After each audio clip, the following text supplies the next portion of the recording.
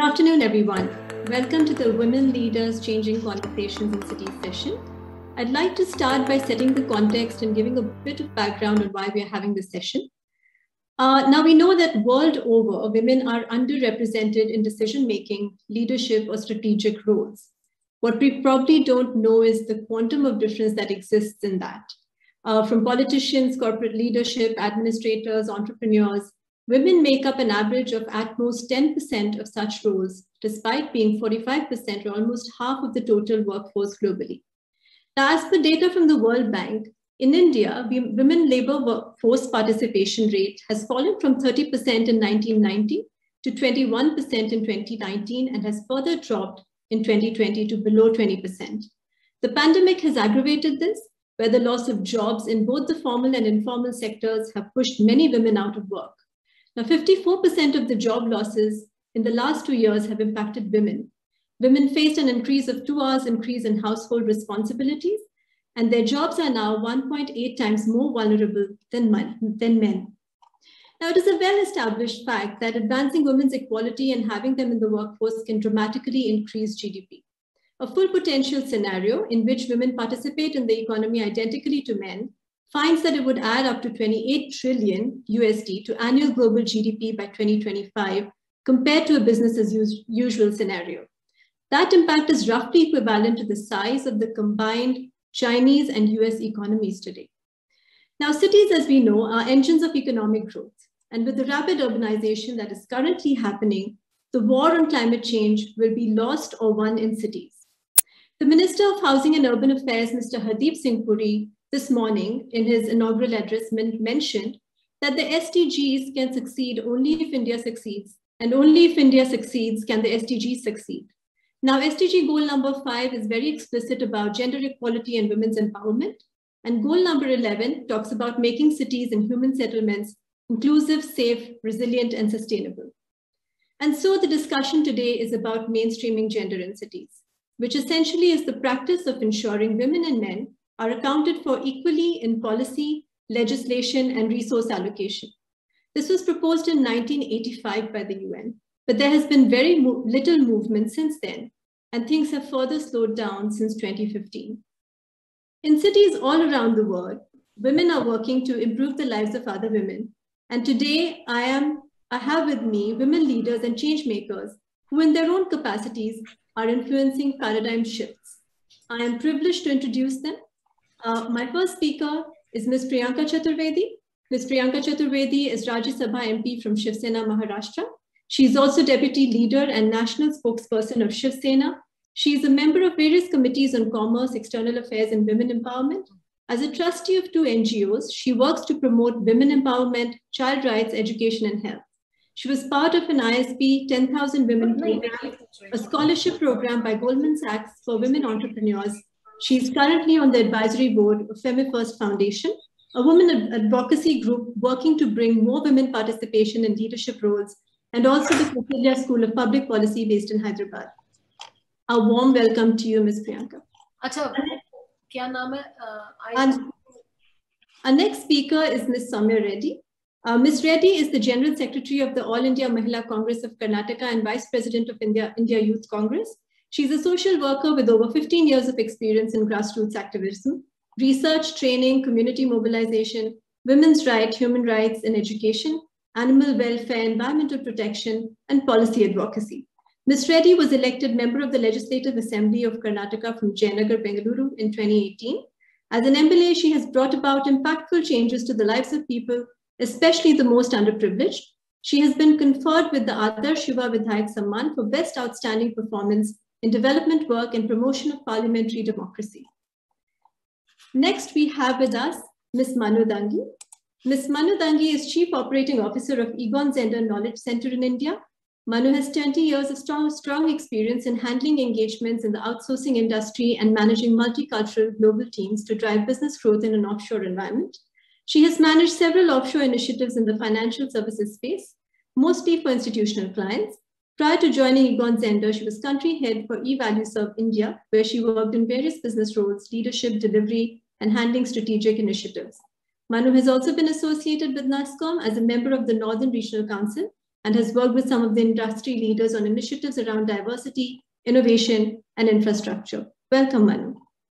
We also have with us Ms. Cecilia Vaca-Jones. Cecilia has over 20 years of experiencing managing social development policies and programs. Prior to becoming the executive director of the Bernard Van Leer Foundation, she was the Minister of Social Development from Ecuador from 2013 to 2016. She championed policies to improve the conditions of children, women, and indigenous communities, including a cross-sectoral policy for ECD. Cecilia has also worked for several civil society organizations, the Organization of American States, UNDP, and has been a university professor. She holds a master's degree in social policy from sustainable development from the University of Bologna, a BA in international relations from the Pontifical Catholic University in Ecuador, and an executive master's degree in cities from the London School of Economics. Welcome to everyone. And we also now have with us Ms. D. Tara. Ma'am, and I would also request you to turn on your camera. Ms. D. Tara is Joint Secretary, Ministry of Housing and Urban Affairs, Government of India. She's a 1995 batch Gujarat Cadre IAS officer, appointed Joint Secretary, Ministry of Housing and Urban Affairs, Government of India in 2019. During her tenure in Gujarat, she has served as the Managing Director of the Gujarat Industrial Development Corporation, as the Municipal Commissioner and Deputy Municipal Commissioner in the Ahmedabad Municipal Corporation, and CEO of the Ahmedabad Urban Development Authority. She has also been the Collector of Ahmedabad and Khera districts, and as District Development Officer in Vadodara and Sundarnagar districts. Welcome. I am privileged to have all of you here today with us. The first question, and Priyanka ji, I will direct this to you. We often hear, or we often say to our female colleagues, friends, and relatives after an evening out, will you let me know when you get home?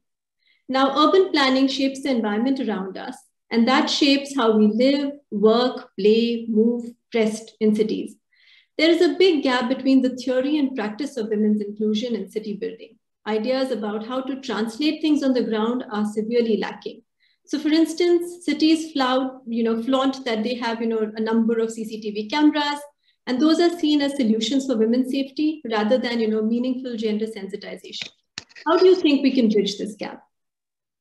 Firstly, thank you so much, Jaya, for having me on this panel, an important panel discussion, and also a warm welcome and good evening to my co-panelists. As far as, yes, you are right, at least in our country, the first question is, do let us know once you reach home, do get home on time, ensure that you're safe, and keep us posted. And that is the unfortunate truth for every working woman, every college-going student, every school-going student, and just about any woman working in any space outdoors. And it is important that till now, all this urban planning that has happened from the focus of women not being at the decision-making tables. They have just been part of urban planning, but not really, their problems are not really addressed, whether it's with regards to toilets, whether it's regards to safe spaces, whether it is about access to these places, well-lit places, our hostels, women hostels. So these are issues that need to be addressed and looked at. I'm glad that the Mumbai Municipal Corporation in its latest, the planning that they're coming up with for the city of Mumbai, they're considering all this to ensure that Mumbai continues to be a safe city for women and women who come and choose to work here. Of course, you had this unfortunate episode just 2 days ago, which again puts the question back on women's safety. However, alacrity of the government and its ability to keep it, make it about a crime, about a law and order situation, and ensuring that all loopholes are addressed is also equally important, where we try not to bring in politics in spaces such as these where women's safety should be a priority. The last thing you mentioned about was CCTVs. While I do agree there's a lot of argument on invasion of privacy and CCTVs being the only deterrent to such problems, but this particular episode that happened, the heartbreaking episode that happened 2 days ago, we managed to catch the culprit on the basis of the CCTV footage and ensure that this particular problem and the culprit, before he could leave Mumbai, was apprehended and is behind bars, so that we can charge sheet faster, we can take his testimony antimony faster, and we are able to move this in the fast track. So yes, I do agree that punishment is important. I do agree that ensuring that prosecution is fast, but most important is prevention. And prevention can only happen when you start addressing women's issues from not by ensuring that you do not deny women spaces at the decision-making tables. And that can only happen when you open up and break down those glass ceilings for women, whether through reservation. We see that in local corporations. We don't see them in assembly levels or the center for the parliamentary elections. But we would need to understand, if in the 70 years when women were given equal rights, we are still denied women equal spaces in important positions of power, then it is time to talk about reservation. I mean, actually, the time is long past. We've been discussing this for years. We ensure that we make that happen. Thank you very much, ma'am. And also, I'd like to ask a follow-up question. So when we're talking about urban management, you spoke about, not just about the safety, but it's about toilets, hostels, the provisioning. How can urban management be more sensitive to women or non-male centric driven? So how can we move from talking about just provisioning to dignified or inclusive provisioning? So dignified provisioning comes in when you talk about, women, and there's some sensitivity and empathy that's there on the table. How do we bring that in our programs, strategies, and projects that we implement? I think in terms of bringing that and making people conscious about this 50% of the country's population also having the need for open spaces, for the need to be able to decide when to step out of the house, to have a city which is safe for them, an environment which also considers them as an equal rather than just a byproduct of the society we live in.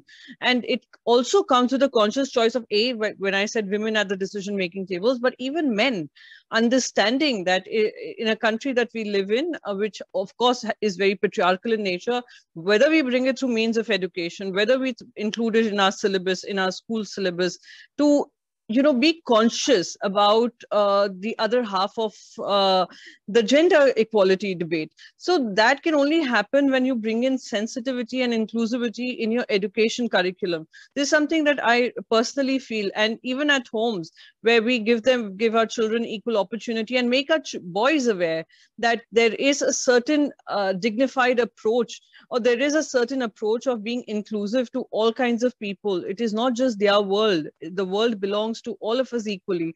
So I think that comes in your upbringing and how you bring up in terms of education, educational skills, etc.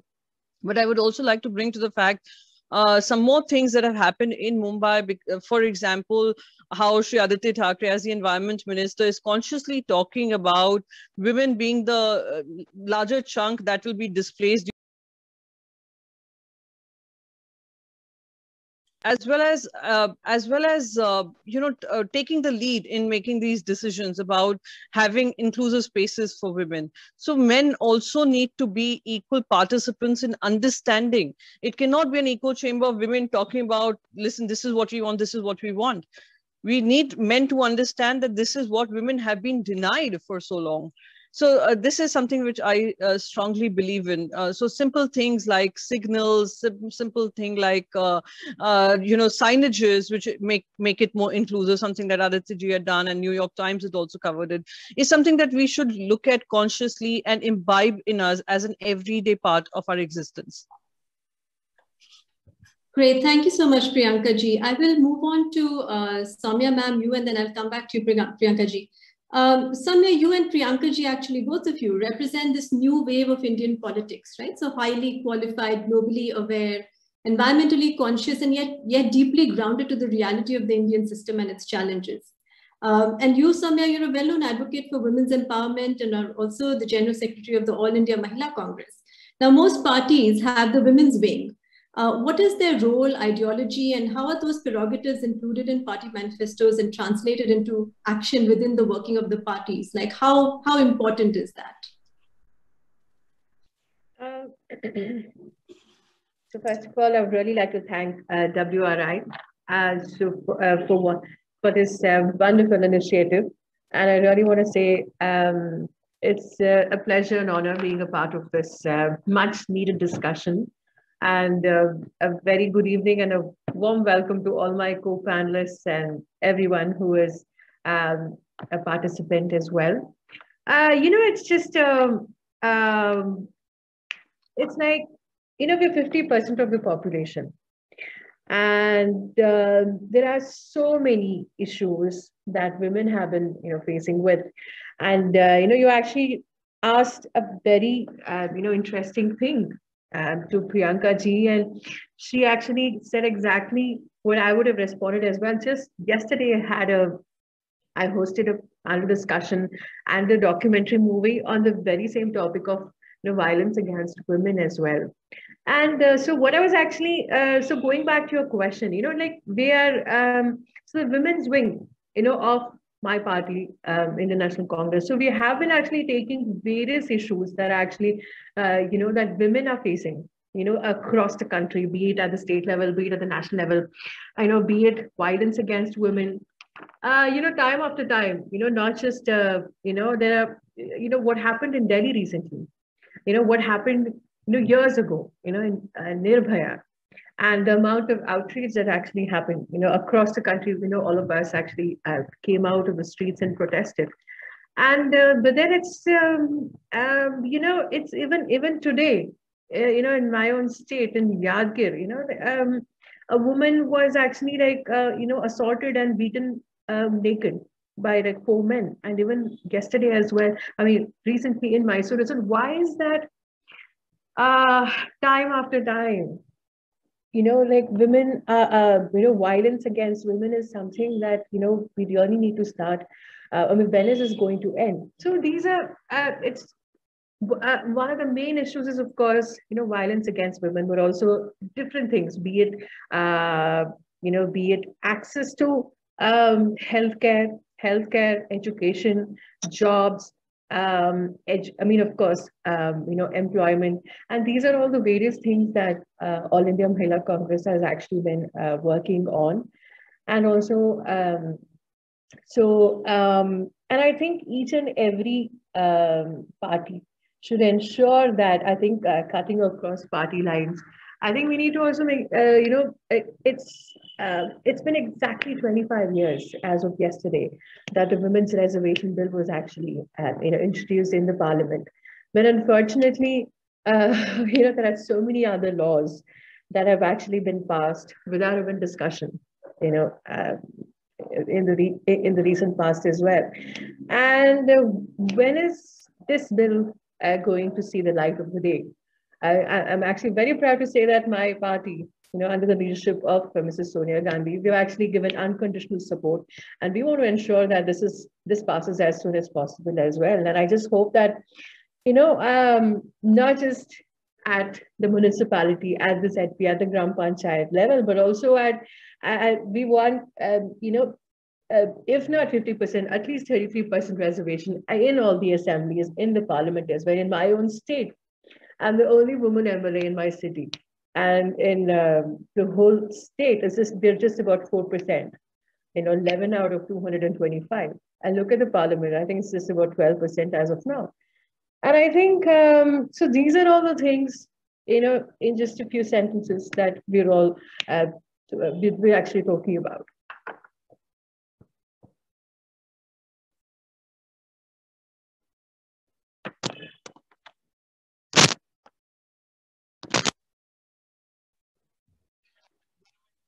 Jaya, I couldn't hear you. Could you repeat that, please? I think you were on mute. I'm sorry. Yes, I was on mute. Sorry about that. No, I was saying thank you so much, Samya ma'am, and also Priyanka ji, I know you have a time commitment, so just coming back to you. Now, women's participation in Yuva Sena or youth wings, etc., what we were just touching upon, and you have also been part of the Youth Congress for some time.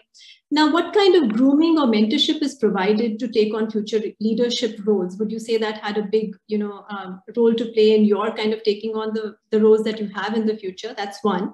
And the second part of that question is that when we talk about women's participation in city building, how can it move from being adversarial, where some norms are passed or some reforms are passed and women are always opposing it, to that of a collaborator? How can we make that shift?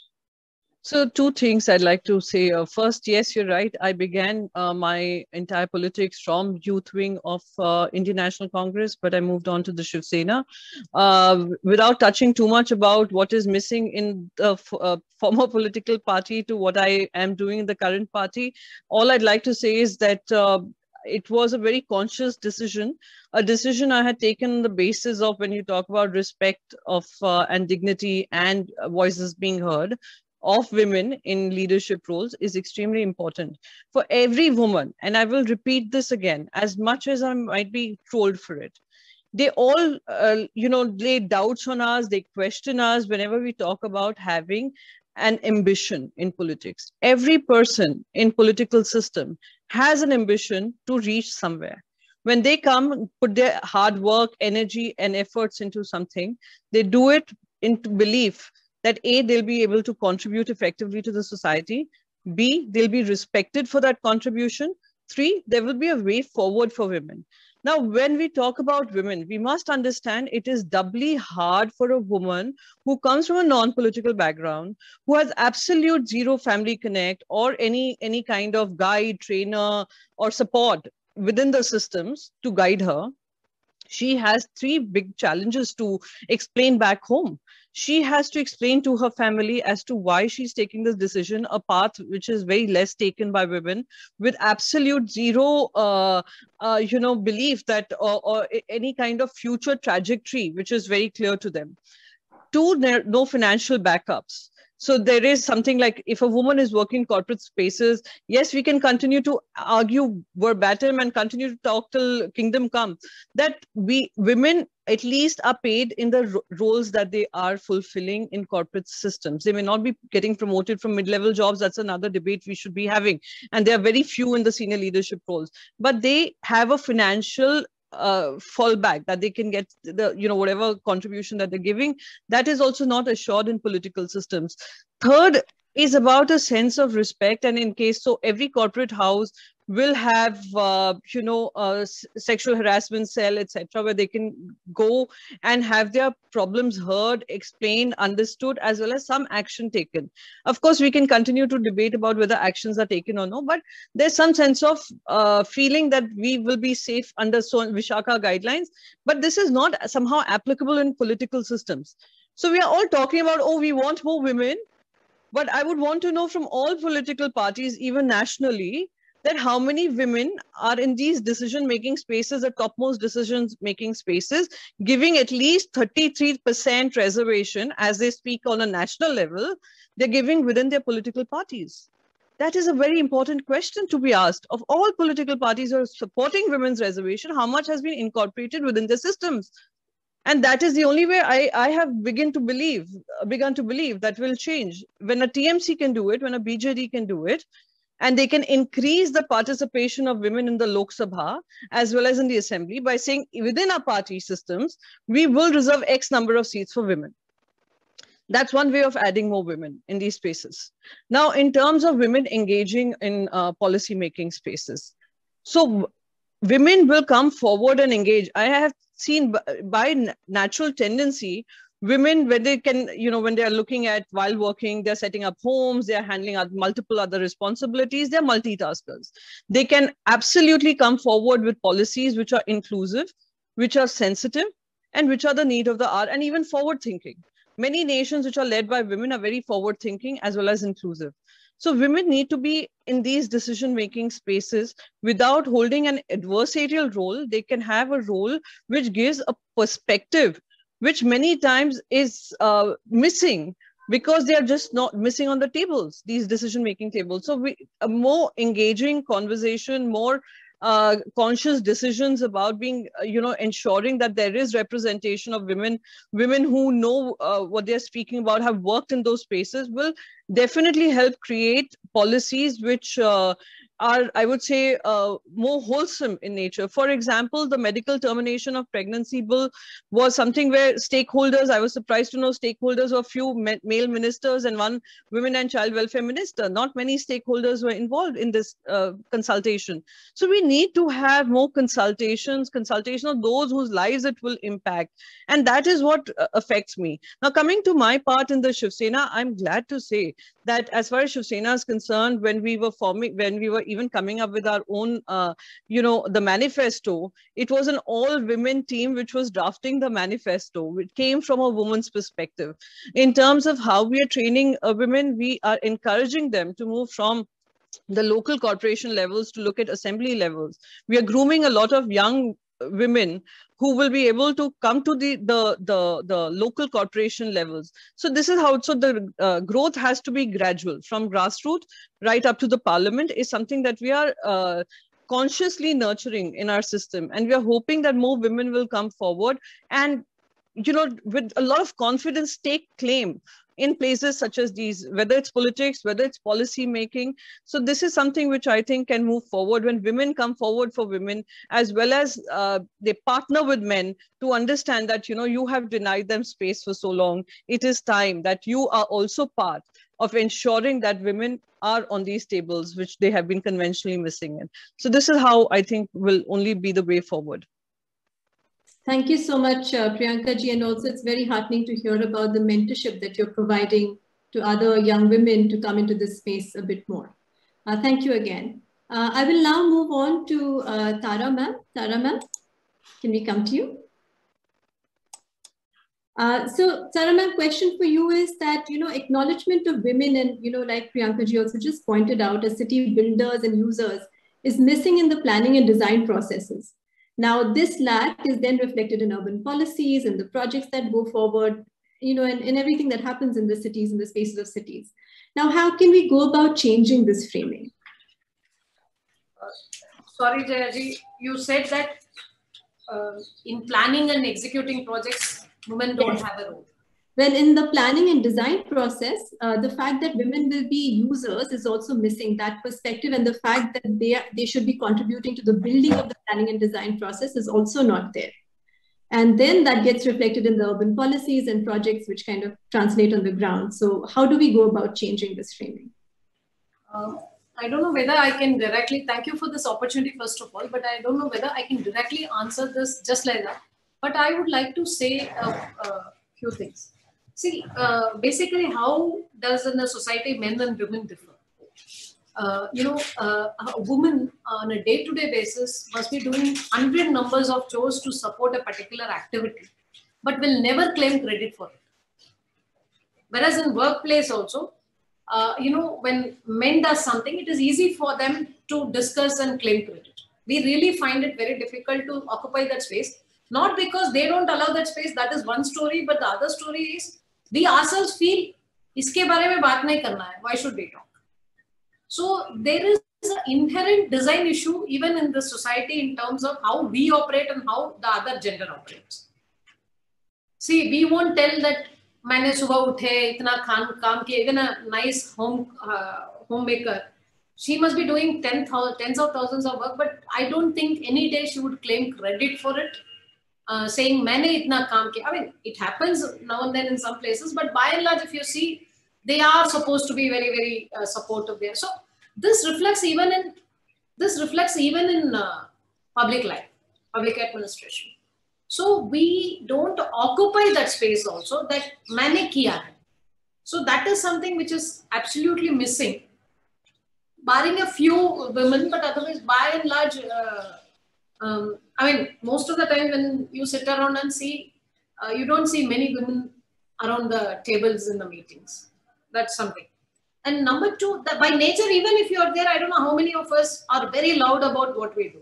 Compared to, I'm not saying that bad, good, I'm not going to pass judgment, but I'm only saying this is the nature of existence. The second thing is, see, I find that many a times, because of not having women, see, women don't talk, that it's not black and white for them. Many a times for men, everything is black and white. That is how they progress in their decision. For you and me, reconciliation is the basic game. See, if you don't reconcile what breakfast will get made at home, you cannot make the breakfast for that day among 4 people. So that's the basic reconciliation game which goes on day in, day out with our existence. And since we are reconciling, many a times we are taking very, very decisions which are considered, which are more co-opted from the team members. But many a times, I don't know. Sometimes I feel, is it the right way to do, or is it that, the best way is to, be a little more assertive. So I think the nature of decision making itself changes between men and women. And that I see. And number two, yes, I agree with you that we don't find many women in the ecosystem. Simply in the ecosystem where women can, they don't need to dictate, but at least they can contribute. That's why I'm saying there's no gray areas for many of the decisions made. It cannot be. I mean, public administration, you don't have decisions which can fit 100% to every stakeholder in the society. It'll always be maybe max 70, 75%, but you just need some norms so that, there's some fair play. But what I find is, yes, we need to bring in women in a big way. But again, is it just because we want to get them onto that role we need to bring in? I don't know, naturally it happens. Sometimes we're talking about safety, providing safety for women. Nobody should provide safety for women. It should be, the design should be such that women are everywhere. Once women are everywhere, safety will emerge out of it. We are somehow missing that point, that we need to really co-opt many women into the system.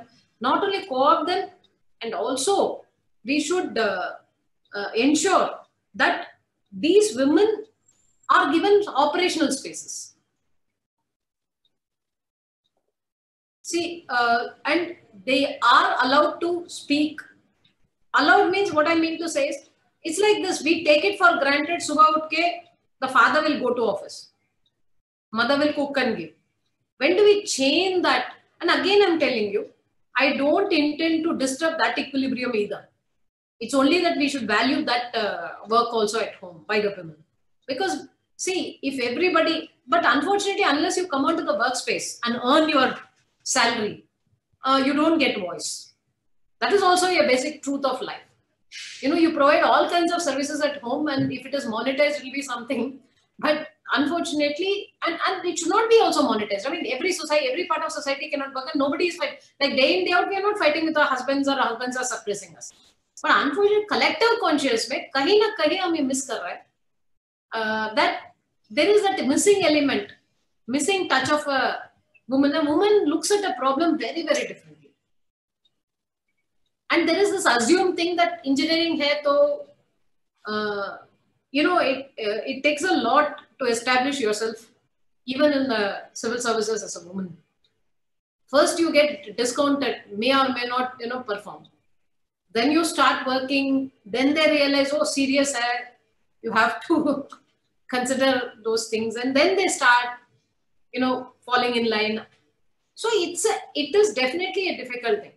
If somebody has to put in, say, 10 man-hours of work to achieve what they want to achieve and, reach out, women have to put in maybe 4 times more, 40 women hours of work to achieve the same level of popularity. Work-wise, I don't see any difference. I don't see any difference work-wise. And number two, I find in the systems that when women does a small mistake in the office space, it is actually branded, discussed. I think men gossip more than women. I'm sorry to say this. There's always this whole thing that women gossip. No, men gossip more than women. So I find that a lot of women, I'll call you, be ready. So I think the nature of work, the nature of decision making, I think just getting the women into the workspace is important. If not into the workspace, making them, when they are consuming that service at the end, making them a partners for feedback, that is also minimum we can do.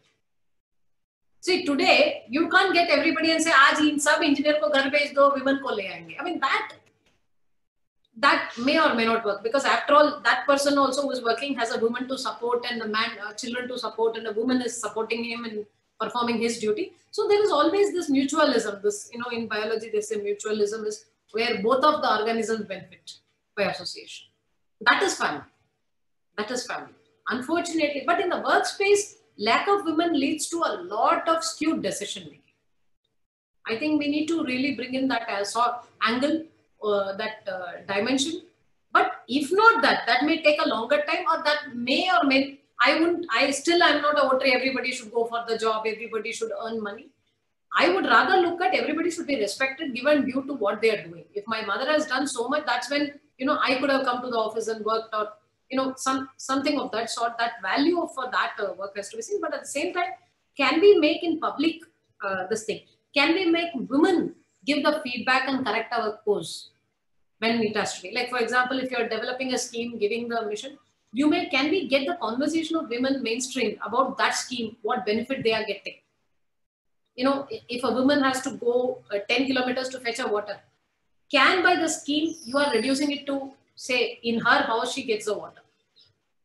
Again, that is one level of independence you provide. Another level is, can you ensure that women participate and harvest the rainwater in her house itself?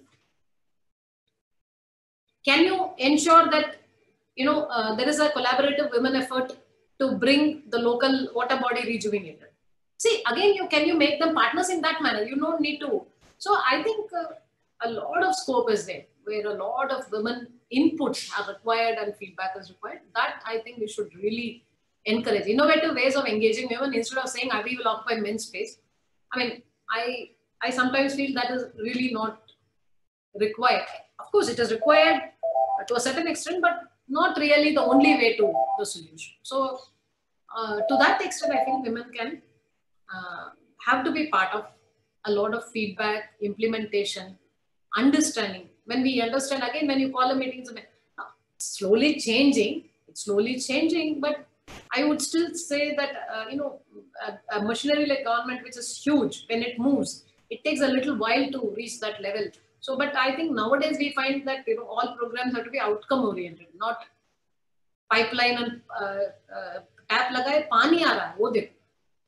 I think that is something which is a paradigm change, which we are seeing now, but that people are asking women, aapko pani mil raha hai? Matlab, then women are coming out on videos and this thing and saying, okay, humko pani mil raha hai, yahan pani ye raha tha, ye problem hai. It's not that every time they're only saying, acha ho raha hai.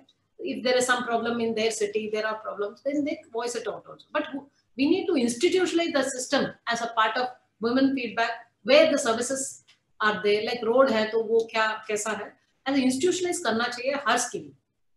And that is what our focus is now. That instead of looking at how much money is spent, we're looking at how much outcomes are achieved. And even if the women are not speaking, whether their lives have improved. When lives improve for men, it improves for women. If it improves for women, it improves for men. There's no difference. But the person who's at the receiving end, when the services are not reaching there, more for women than men in some cases. And so I think it's very important to asking them, making them feel part of important feedback mechanism. I mean, empowering them to be in that public space. And I don't think they should speak out in the form of, this thing, but empowering them to, even in the subtle manner, give the feedback to the system and making them important in the whole conversation without affecting other people's rights. I don't want one substituted by another, and that doesn't work. We want that to be, they have to be included into the whole thing properly, because they are the ones who are suffering in many ways when it comes to domestic services which are provided. That's all I wanted to say. Thank you so much, Tara ma'am. One follow-up question for you. Now, the link between GDP and women's workforce participation is very clear. And India is among actually the bottom 10 countries in the world with respect to female workforce participation. And in India, like you rightly said, one of the things which holds women back, apart from societal and other norms, is commute times. So what can we do to increase basically proximity and reduce commute time so that more women can work and access their work? And so basically, how do we build compact cities? First of all, I think there are 3-4 dimensions to the question you have asked. But I'll put it in a very... First of all, why do we think that every woman should go to a public workspace and work? Why do we think like that? See, you go to office, okay, and you engage a person to nurture your children, engage a person to cook for the family, you engage a person to do everything. So you provide 3 jobs. Okay, that's also good. That's also a good economic thing which is happening. But at the same time, why can't we respect the role played by the women in the society for ages and help them to actually, most of the women are decisive. That is when the house runs. I mean, they won't even know how that. So I think one is we should start looking at what are the services which they are providing to actually produce. Direct employment, indirect employment hota hai.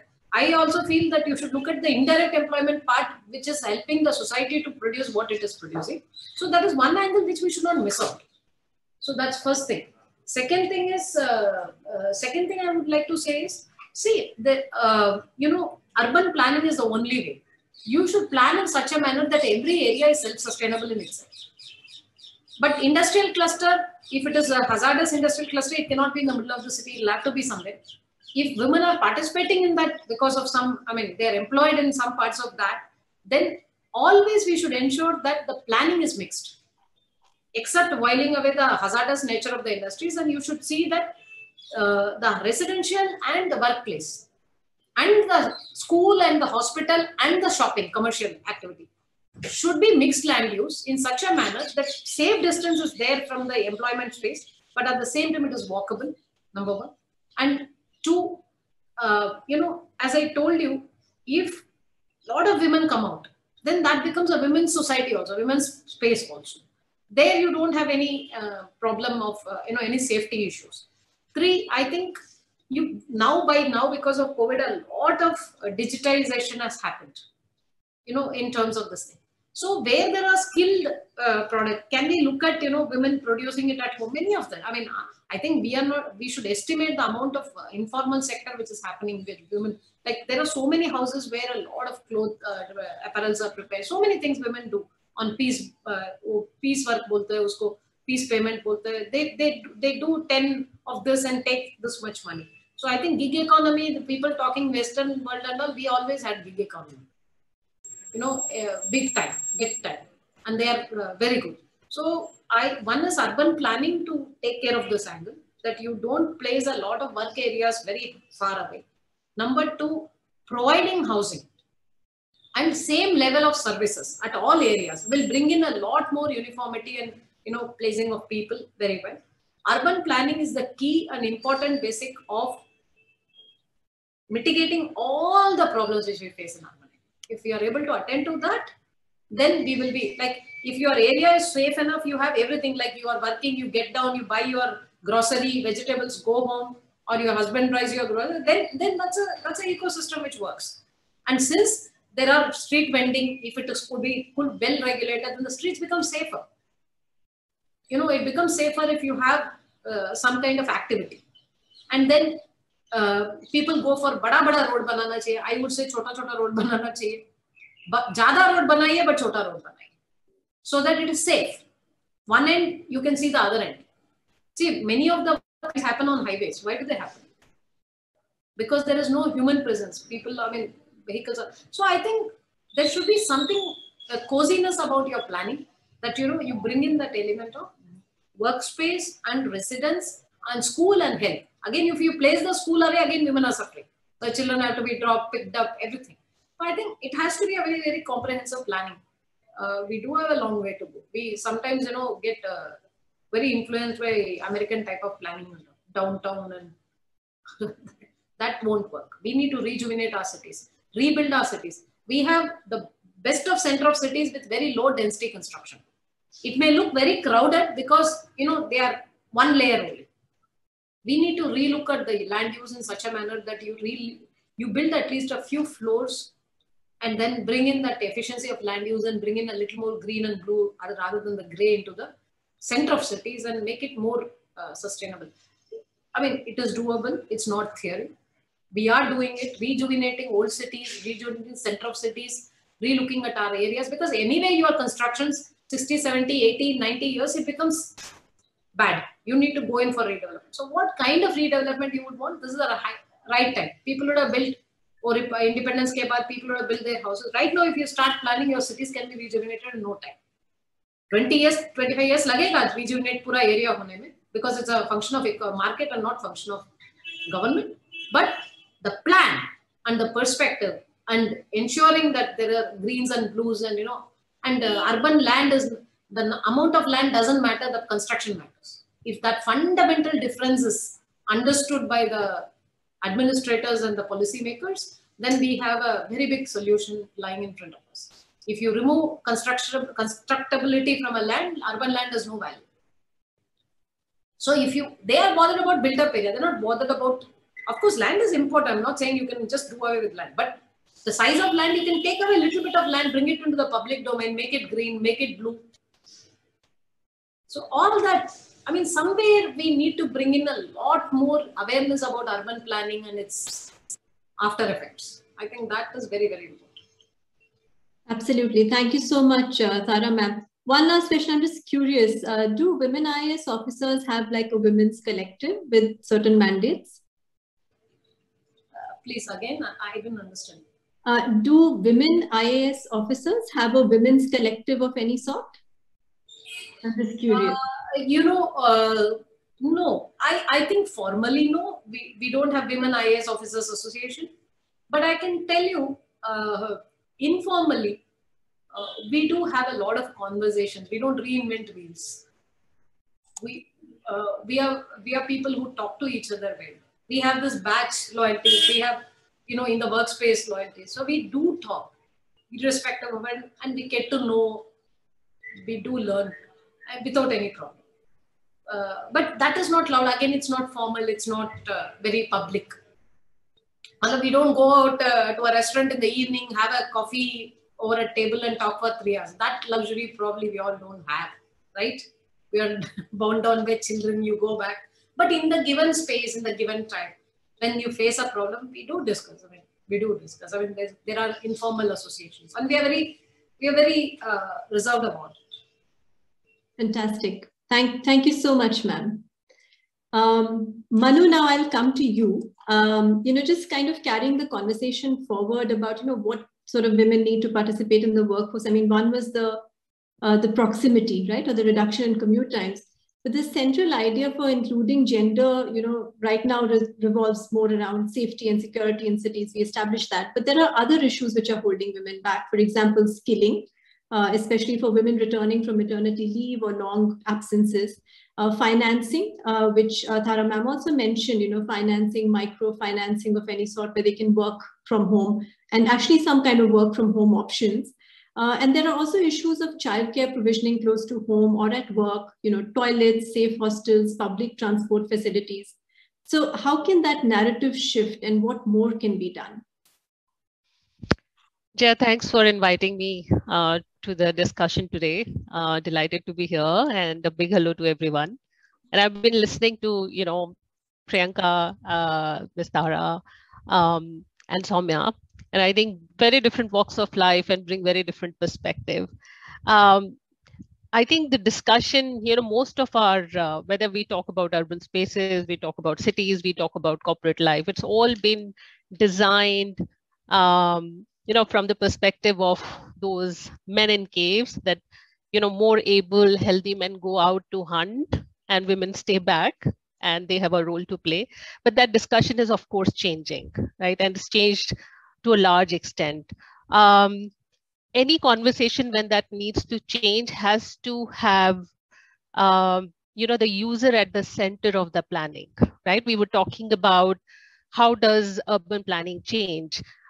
Yes, we can have women, and we are only talking about gender here, whereas, there are different other groups which also need to be talked about, by the way, right?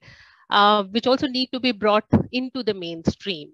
They have to be at the center of every conversation, whichever we are having, whether it is to designing urban spaces, it is talking about how do we get some specific groups back to work.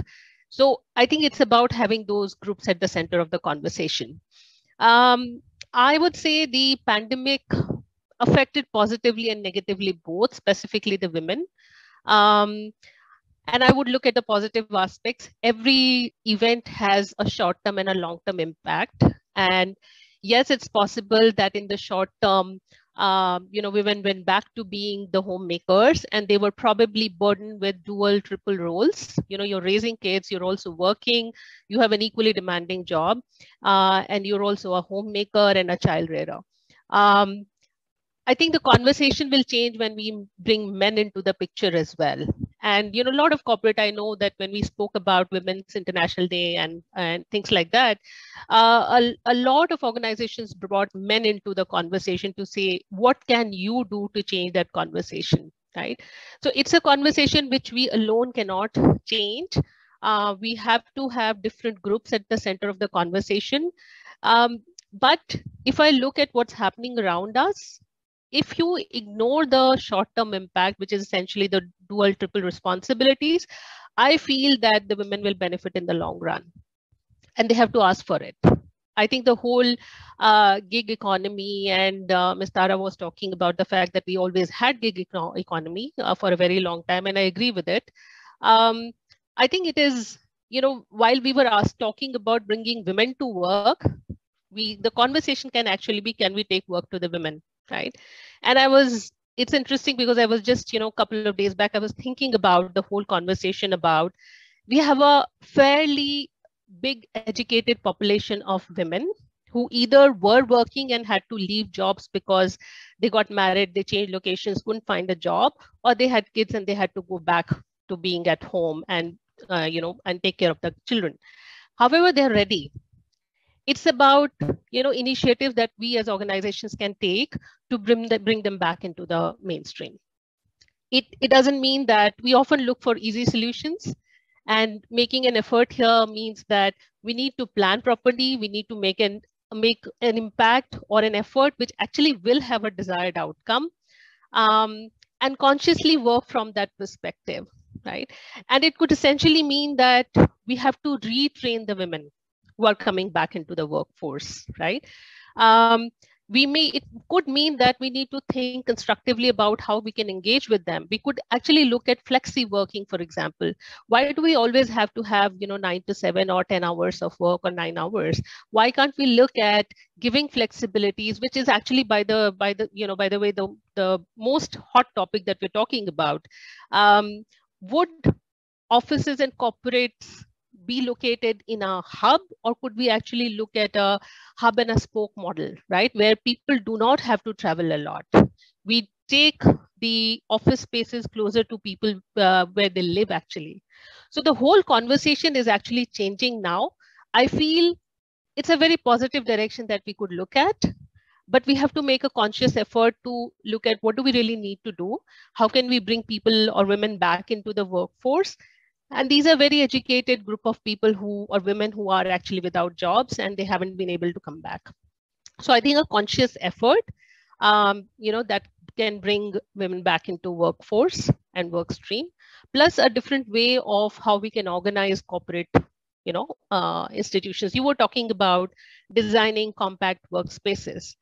I've been to other locations, outside India where you travel, your transportation is located very close to your homes. You essentially hop onto a bus or into a metro.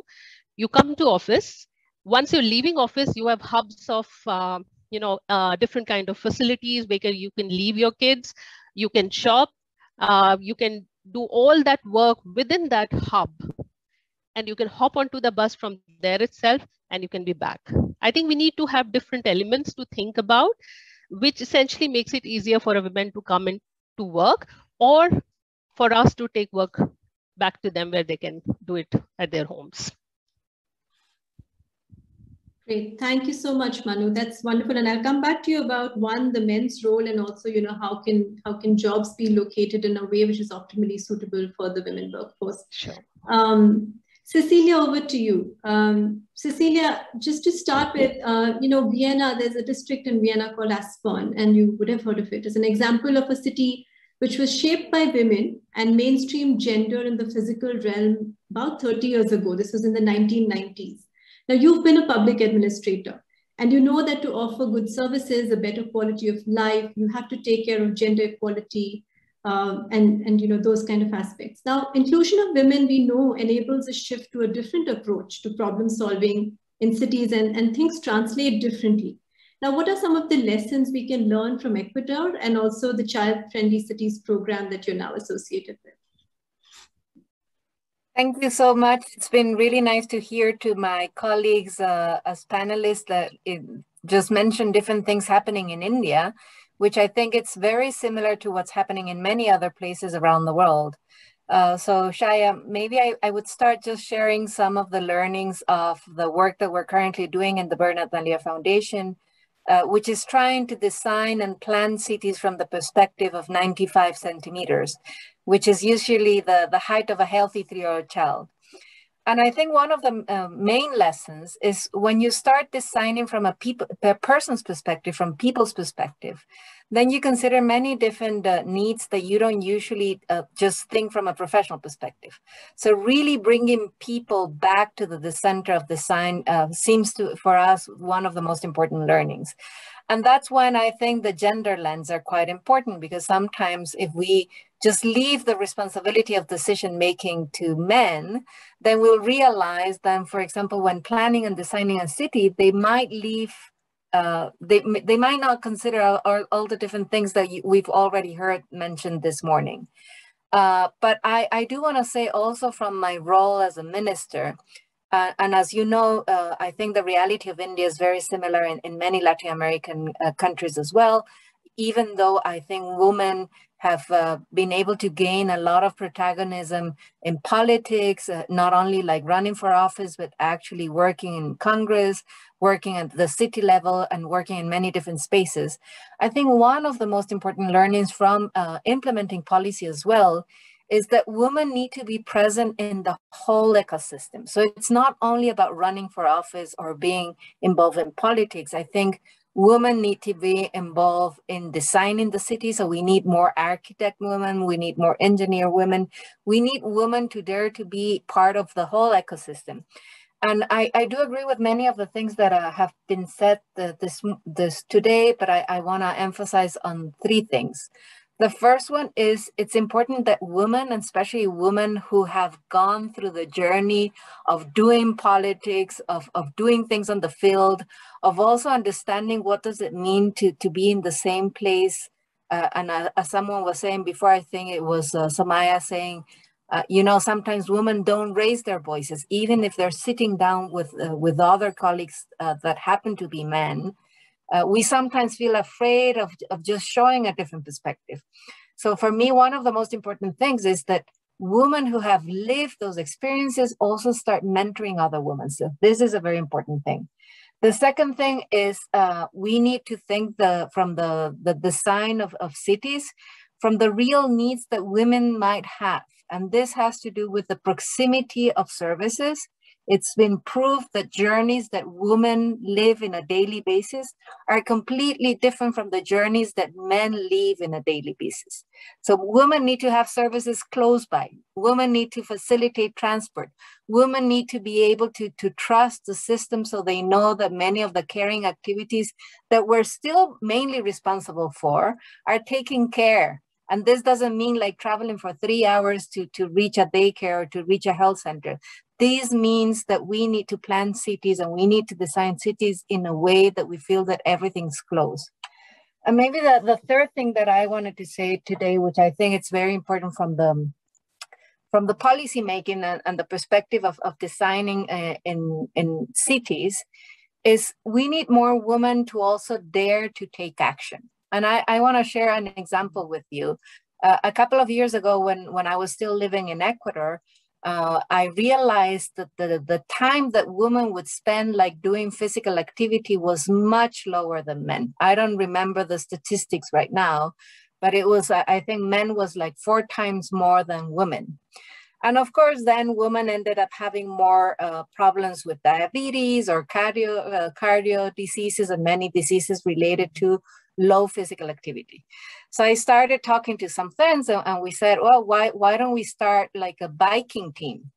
And it seemed very like outrageous to do something like that because women are not usually biking in Ecuador, not biking for doing sports, not biking for moving around the city. But then with 8 other female friends, we said, okay, let's start like a biking club where the main objective was, okay, we want women to do more exercise and to do more physical activity. And the second objective was, we actually want women to learn how to bike because many women in Ecuador didn't know how to bike. So a long story short, we're now 280 women who are part of this club. And there are many, many other clubs in Ecuador. And now women are starting to use their bikes, not just for exercising, but actually for moving around cities, which for me is the most important thing, is women empowering other women to feel safe doing something that sometimes might feel outrageous. So, you know, and I know this in India because I've been with my colleague from the Bernard Valier Foundation with Rushda Majid, and we've constantly been trying to promote the use of bike as an active way of moving around cities. And there are many cities in India where biking would be an option. But of course, maybe this is something that women don't dare to do at specific times.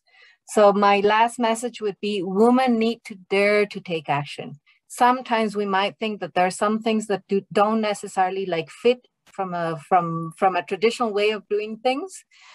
But then when you realize we can do anything we want to do, it's just a matter of finding the balance and finding the right way to do it and the right pathway to try it. So those are my main thoughts for today. Thanks. Thank you so much, Cecilia. I know you're a passionate spokesperson, so this last point is especially valuable. And even cities in India, I think we've had groups of women cyclists who started sort of this trend and has led to advocacy for cycling in cities and has, you know, yielded many great outcomes. So thank you for that. I'll go back to you, Soumya ma'am, now to talk about, you know, gender mainstreaming and, you know, how do you translate it? Now, gender mainstreaming can be done in one of three ways, right? So one is responsive, where you're putting, for example, CCTV cameras around town. One is preventative, which is, you know, crime prevention through environmental design, things of that nature. And one is transformative, right? Policies that strive to be inclusive and aim to, you know, eradicate entrenched systems of oppression.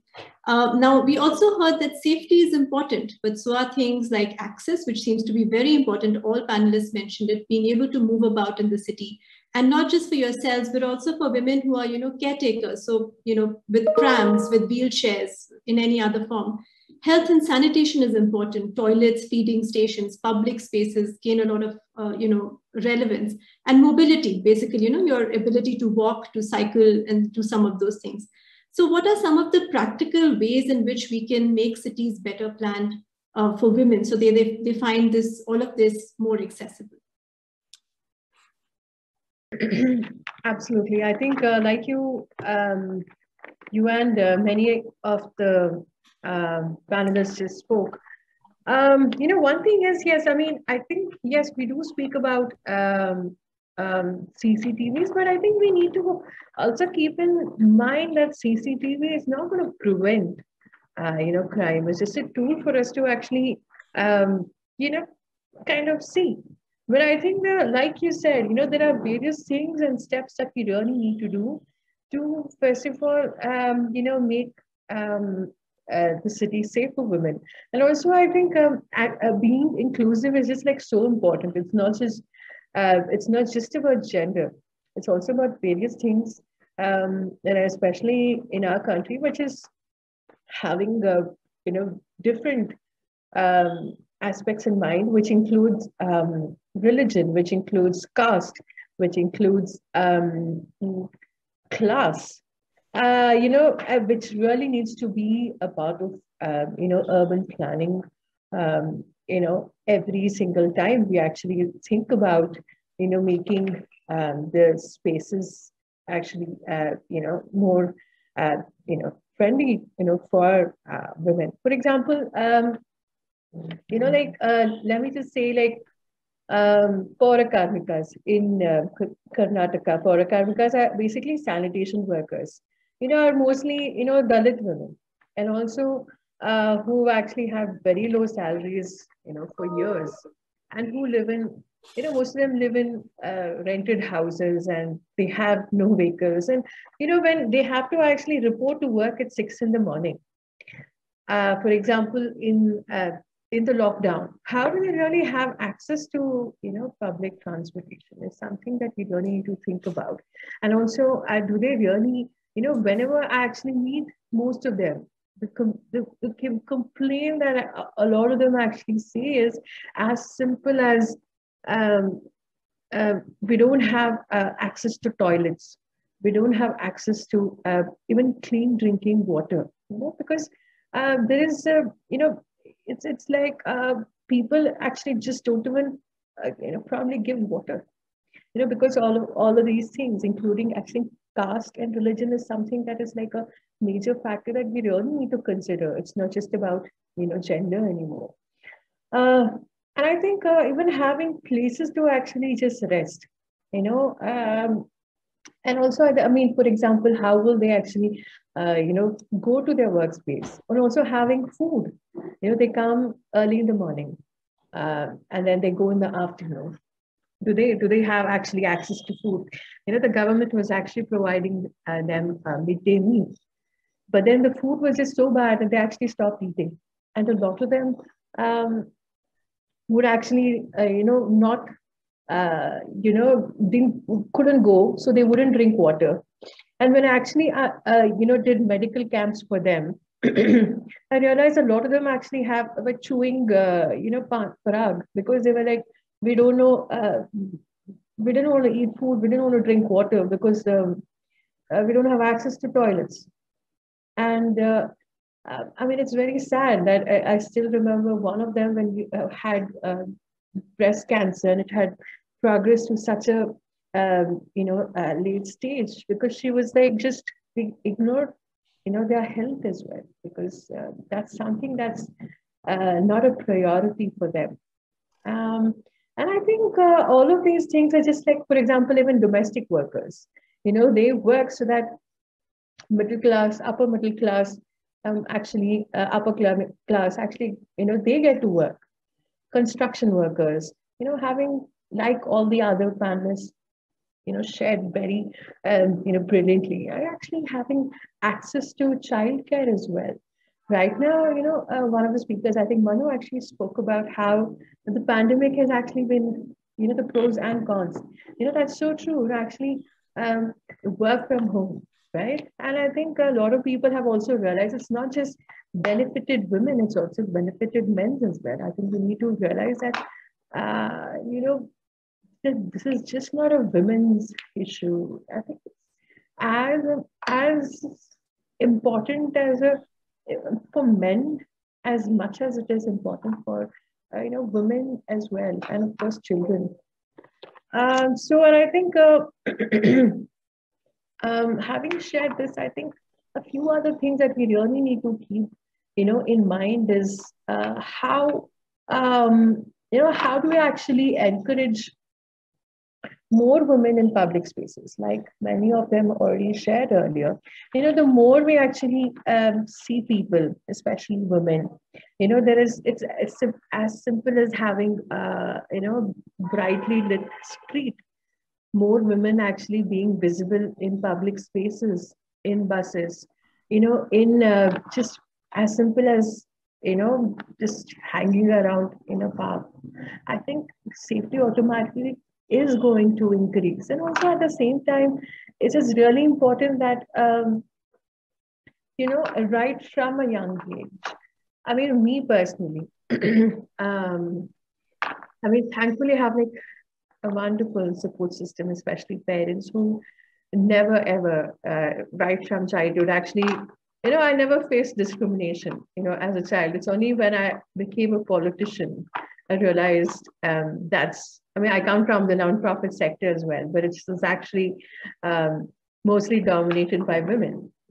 And but over here, especially in politics, which is just like so dominated by men, which is I realized that not just contesting, winning was just the first step. Every single day, I have to like somebody else who's actually sharing. I probably have to work 10 times more harder. It's the same effort. It's the same amount of work. But, the kind of acknowledgement, for your work. I mean, I actually have to maneuver and around and deal with things like sexism, misogyny, ageism, mansplaining every single day to, as compared to, my male counterparts. And I think this is just not in, I'm sure in my field is, but it's also in like various other, professions as well, which is also male dominated. I think the more women, break this glass ceiling.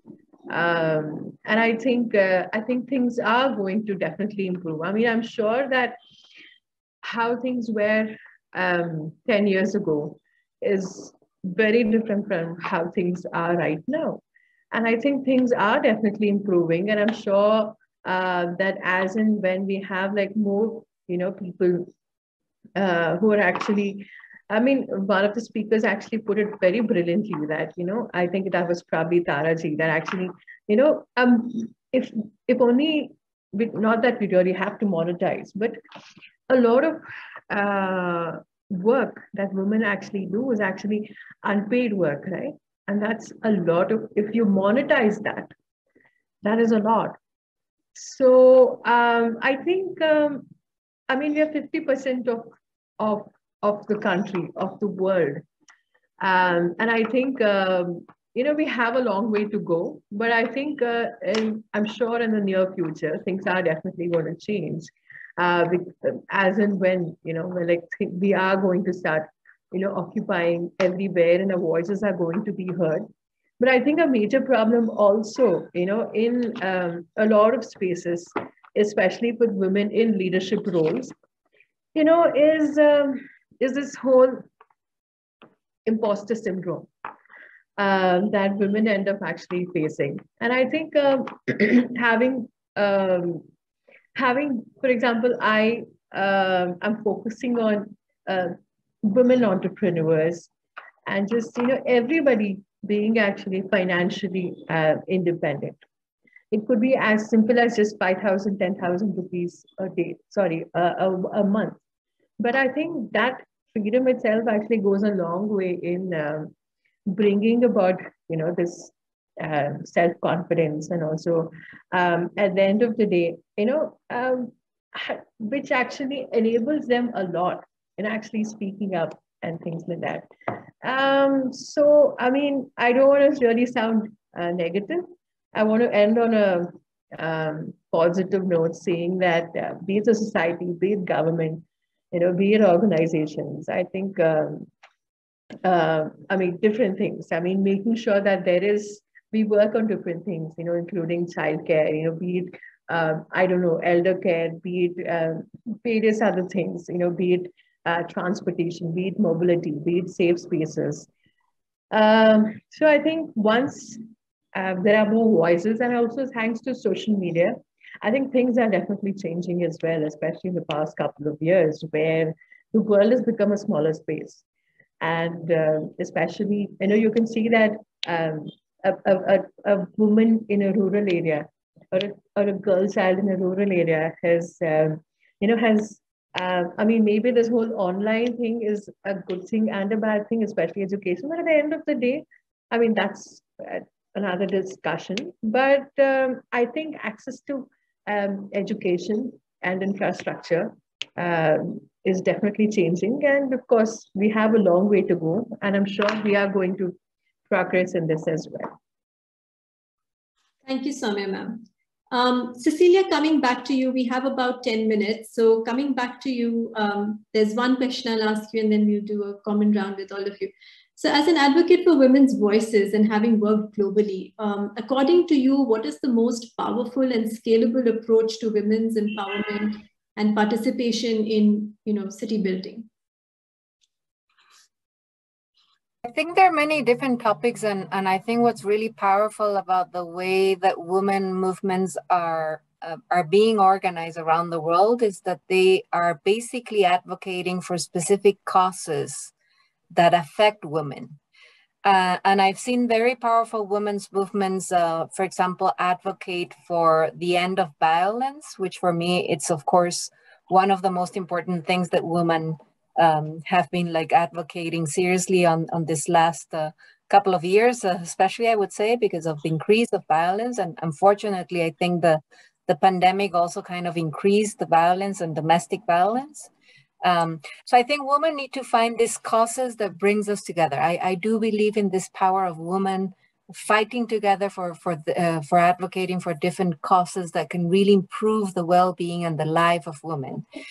But I do want to say that from a city perspective, and I've seen a lot of good examples of, for example, how cities have reshaped the way they design the cities. And for example, the Netherlands is a great example for this.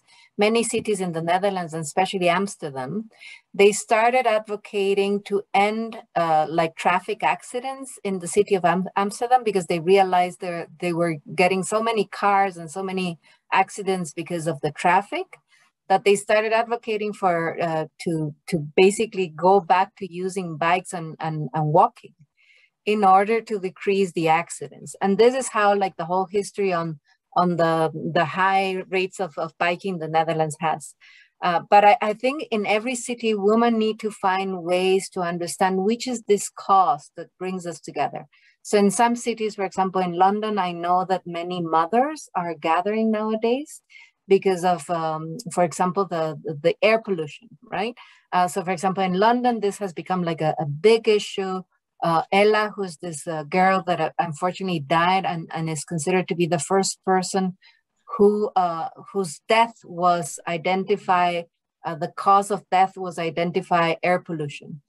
And for example, this case in London has really kind of like helped other women organize around this issue and really advocate for cleaning air, for cleaning air in general, but also for having specific policies that can improve the quality of air, especially in places where there are like lots of children, right? Like either schools or daycare centers or even like health centers.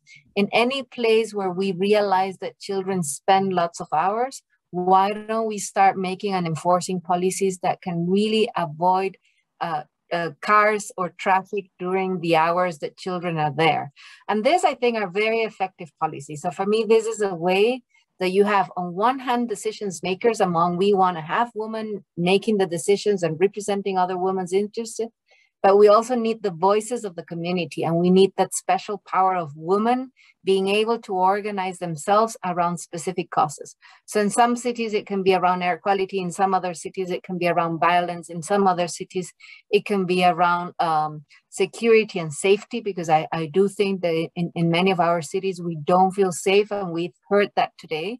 And the fact that women can start advocating for that, finding different solutions, which sometimes are very simple solutions. Sometimes it's not even like investing large amount of resources, but actually being smart enough to reactivate the public space.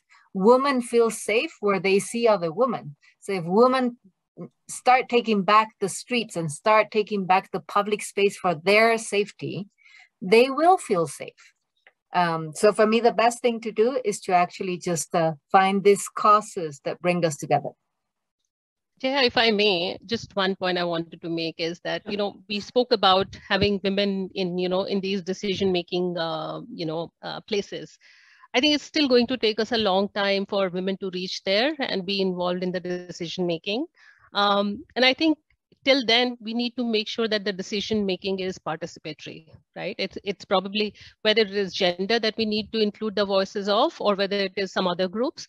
I think we need to push our policymakers, our governing bodies, to have a process where different groups can be brought together, because essentially they are the center of the, of the whole policy making, so that their voices can be heard, right? And what Cecilia is talking about is where women are actually driving and talking about these causes is a great step in that direction.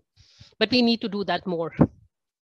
Right. No, absolutely. And also to the point that, Soumya ma'am, you were talking about earlier, and also Cecilia and Manu that you mentioned. I mean, just to go back to the story of Vienna, which I mentioned earlier, and actually it's a very interesting case study to look up on, how women and gender mainstreaming was done in the city and so many years ago. Now, when you come to men's involvement, and how they involved themselves in the initial phases of this gender mainstreaming, it was in one of two ways. And this is basically based on some of the reports that the team had put together on, what was the reaction of the different groups that were involved in that. And the way men engaged themselves was either due to the recognition they got or as an intellectual engagement. And I think down the line somewhere, they realized that one of the ways of engaging them better was through empathy. So what kind of cities would they want for their women relatives, for their mothers, for their daughters? And that really helped move things along and bring perspective. So a last parting question to all of you, and I'll start with you, Manu. What can men do differently in their roles to ensure women's participation and inclusion at various stages of city building, particularly, especially given how infrastructure design, procurement, some of the practices bring a very male engineering mindset to problem solving? Yeah, I would go back to the same point, Jaya, that you don't have to be a woman to make decisions about these things, right? Yes, you need to be part of the process. I'll take you back to it's a couple of years ago when a designing firm, sort of a design engineering firm, IDEO, was creating this shopping cart, right? I don't think there were women or there were shoppers who were part of that, who were designing that, but they were kept at the center of the entire process, right? Men need to keep in mind that, by thinking about women, they're not just elevating the level or the financial level or the or the economic level of their own families. They're essentially creating a much bigger impact. When they keep women at the center of the designing process, I think a big change is made. And I would again go back to the point that while we're talking about gender today, the whole topic is much, much wider and broader. And we need to talk about different groups that can be brought together rather than just talk about gender. Because if we are making change today, why don't we actually include more groups and make a change which is wider and has a much bigger impact? Absolutely. Cecilia, your thoughts on this? My big advice to men would be to listen carefully to what women have to say when thinking about planning and designing a city. And it's just like this, being open to listen for what's happening. And sometimes like practical exercises, it's funny, but I think for example, in our experience of trying to build cities from the perspective of babies and toddlers, sometimes just, like asking a man, why don't you take responsibility today, like one day, like full responsibility of taking care of a baby or a toddler, and just explore the city with a baby and a toddler. Just take your baby and take your toddler. It can be your own child, can be your niece, your nephew, whoever you have in your close family. And just try to explore the city from the lens of what needs to be thought when you're like basically exploring your journey, your daily journey with a baby and a toddler. And I think this life experience just makes men more sensitive of the kind of journeys that women have to experience every single day. So listen and be open to experience from a different perspective than yours. Fantastic. Thank you, Cecilia. Soumya ma'am, your thoughts? You're on mute, Soumya.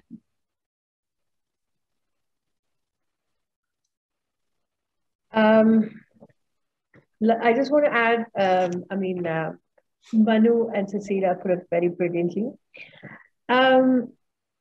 Just, like a couple of other points is basically, it's to imagine oneself, in the situation or circumstance, of another person. That is, person who is in this situation, it happens to be, women. So that, they can understand, they can, empathize, from their perspective, from their point of view. And actually, like Cecilia said, just listen. And that's just so important, before they're like just quick to judge somebody by their, actions or thoughts or decisions. It's always to it's good to, put yourself in the shoes, of the other person.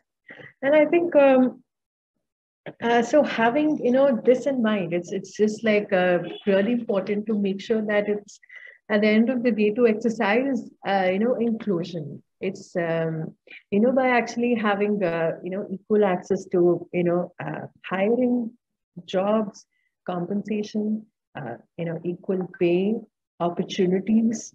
I think it's just like also like, encouraging, women, within, around them, by probably, who are like within the team to ensure to go out of the way to also kind of have empathy. I think that's just like so important.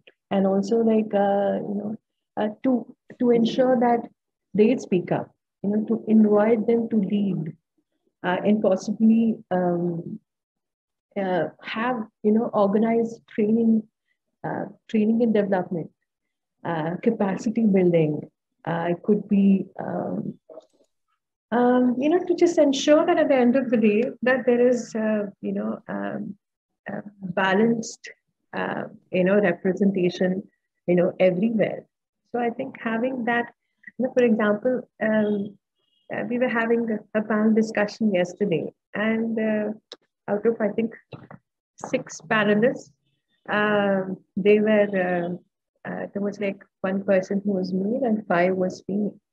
I think it's as simple as that. It's just like to ensure that there is representation, of women, but also having various, other, factors in mind, as well. I think because at the end of the day, we are in a very diverse country. To ensure that there is equal representation across, could be it age, be it class, be it gender, be it, religion, so caste, and all of those things. So yeah. Thank you, Soumya ma'am. Tara ma'am, your thoughts? What can men do differently in their roles to ensure women's participation in city building, especially given that, infrastructure and things of that nature bring this male engineering mindset? Men do, they're not even aware that there's something missing. So it's like asking a person who is hearing impaired, did you hear the sound? So that is where the whole problem is. I don't think they're aware of what is missing. They're aware of what is missing in their homes. If the wife is not there, mother is not there, then no, something is missing. I mean, their lives don't go on normally. But I don't think in a public space, they really appreciate what is missing. So the only way, it's a very difficult responsibility. First, we have to come onto the public space in such numbers that it becomes a normal thing to have us around. And then, this thing. So I think many a times I see men saying, no, I give equal opportunity to women. I mean, what is this giving? Do we give equal opportunity to men? I mean, it doesn't happen that way. So I still feel it's very difficult. See, it's like acculturation. If you grow up in a house where a lot of things are happening, you think that this is what is normal. And if you have neighborhood houses also similarly, then you think this is what is normal. So that is the same problem we have with men. They grow up in a particular system, and wherever they've grown up, like in men who have grown up in houses where the women who are a little liberated in terms of expressing themselves, not necessarily employed, but liberated. See, that they have a different perspective. They do understand. They have.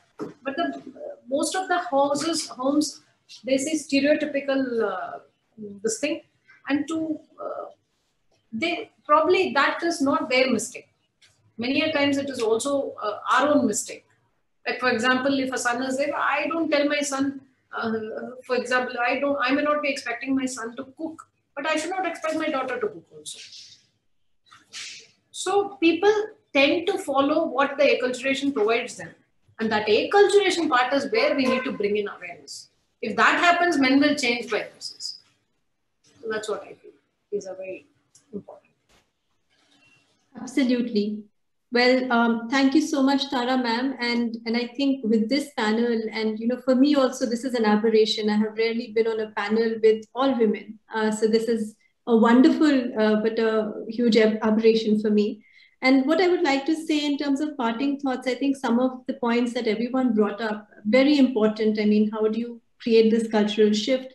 And also the point that you made, Tara ma'am, about liberated women and that being different from employed women, and that being different from then how, others, assume their responsibility and how they perceive the world is a very important thing to keep in mind. I think The other point about, public spaces, when you see more women, the design kind of, builds itself. And I think that's also an incredible, important and powerful takeaway. And I think, India is producing so many accomplished women, so whether it's politics, administrative services, gram panchayats with the reservation, the ones who have that and are implementing that, they're doing so much more better. Sports people.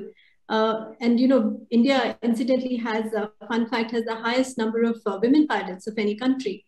So the attitudinal change is visible slowly, but there's a lot more that needs to be done to improve women's participation in the workforce and city building. Point for one thing. See, this is a great mistake we are making.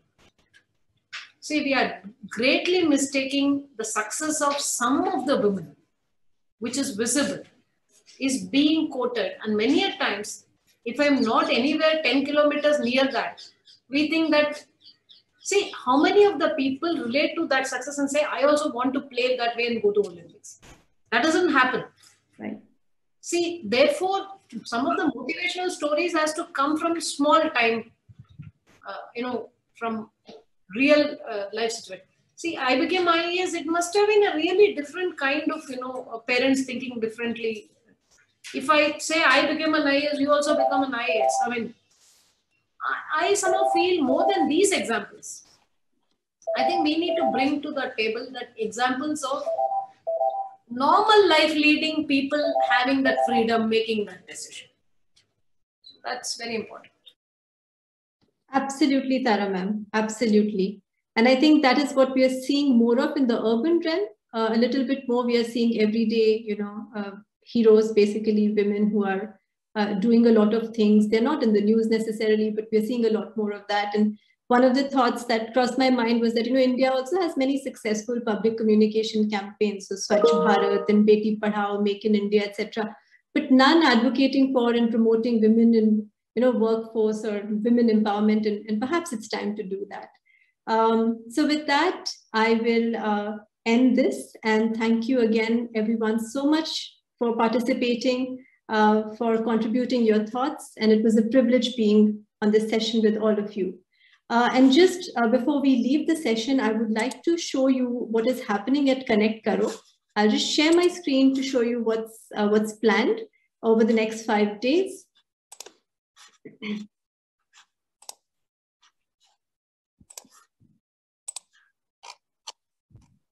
So basically we have,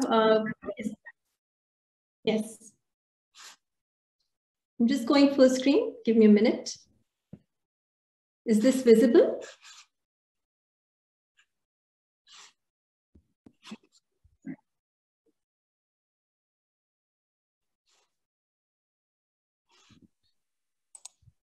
Is my screen visible?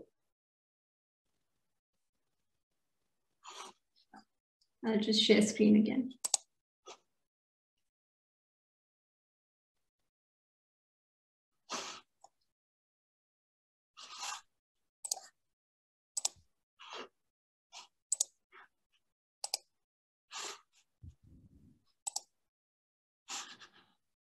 Is it visible now?